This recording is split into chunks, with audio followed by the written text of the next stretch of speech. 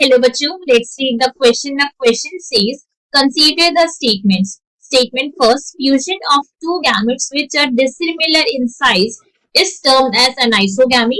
Second statement, Holdfast type fraud constitute the plant body in case of Phaeophyce. तो यहाँ पे हमें question में दो स्टेटमेंट गिवन है. फर्स्ट स्टेटमेंट में हमें बोला गया है कि अगर यहाँ पे फ्यूजन होगा दो गैमेट का जो डिसिमिलर है साइज में, मतलब उनका साइज अगर सेम नहीं है तो उसको हम क्या बोलते हैं, उसको एनाइसोगैमी बोला जाता है.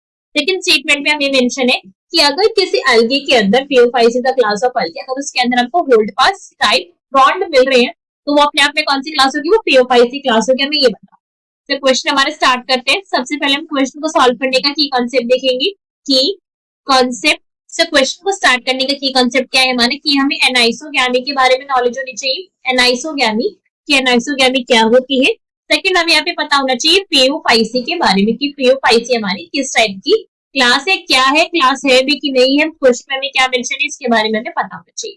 सबसे पहले बात करते हैं एनाइसोगैमी की. सो एनाइसोगैमी का क्या मतलब होता है, basically this is fusion of two gametes. ठीक है, फ्यूजन ऑफ टू गैमेट्स. जहां कहीं भी आप ये वर्ड्स देखो ना, गैमी जो है वो सिनगैमी का ही हमारा क्या बोल सकते हैं, उसको सफिक्स है. Gamy is a suffix used for fusion.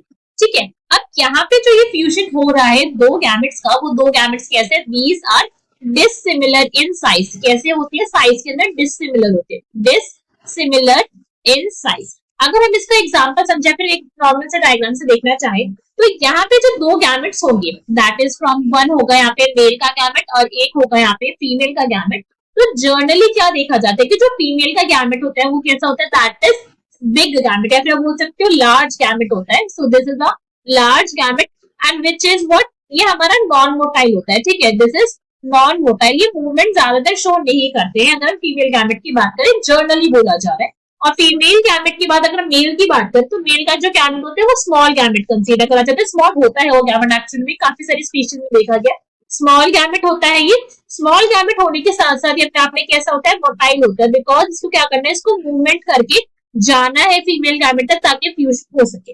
सो इस टाइप का जो फ्यूजन होता है टू गैमेट्स का जो डिसिमिलर है साइज में, उसी को क्या बोला जाता है, उसी को बोला जाता है एनाइसोगैम.